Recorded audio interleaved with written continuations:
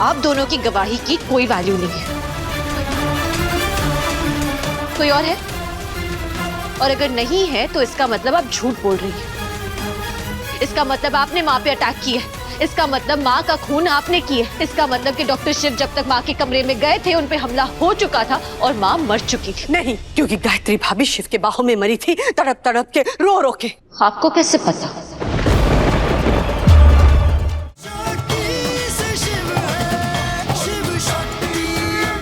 मैं माँ को मिलने 6:30 बजे जाने ही वाला था, तब मुझे एक इमरजेंसी कॉल आया हॉस्पिटल से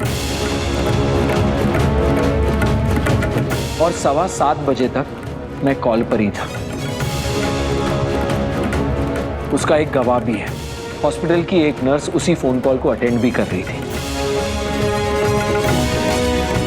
पहले तो वो नर्स मिल नहीं रही थी, लेकिन किसी तरह शक्ति ने उसे ढूंढ निकाला। तभी तुम लोगों को ये सब याद नहीं आया था। अब सब याद आ रहा है। तब कहां थे तुम? हाँ सर, जब एक इंसान को बहुत बड़ा झटका मिलता है ना, तो वो अक्सर सब कुछ भूल जाता है। अपनी मां को खोने से मुझे एक बहुत बड़ा झटका लगा था और मैं सब कुछ भूल गया था। और ये बात पूरा परिवार जानता है। किसी भी इंसान के पास इतनी पावर नहीं होती कि वो इन सारे सबूतों के साथ छेड़छाड़ कर सके। इसका मतलब साफ है कि इससे पहले डॉक्टर शिव माँ के कमरे में जाते माँ पे हमला हो चुका था। माफ तो कर देंगे ना आप मुझे?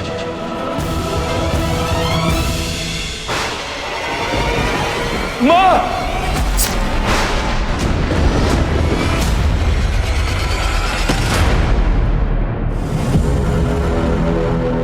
क्या बकवास कर रही हो? उस वक्त शिव घर पर ही तो था। तो हमने कब कहा कि नहीं थे? हम तो बस ये कह रहे हैं कि डॉक्टर शिव एक मेडिकल इमरजेंसी कॉल पे थे। लेकिन आप कहाँ थी? मुझसे क्यों पूछ रही हो तुम? पूछने का कारण कुछ भी हो, लेकिन अगर आप बेगुनाह हैं तो सब सच बता दीजिए ना। देखिए, अगर छुपाने की कोशिश करेंगे तो फिर सब शक करेंगे। शक की क्या बात है? मैं कीर्तन के साथ थी, उसके कमरे में। लेकिन कीर्तन वो घर पे था ही नहीं।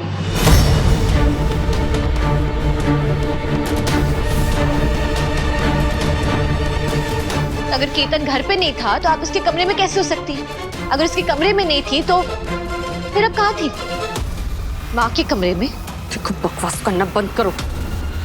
ऐसे गोल गोल बातें मत करो, समझी? मैं तुम्हारे इस जाल में नहीं फंसने वाली।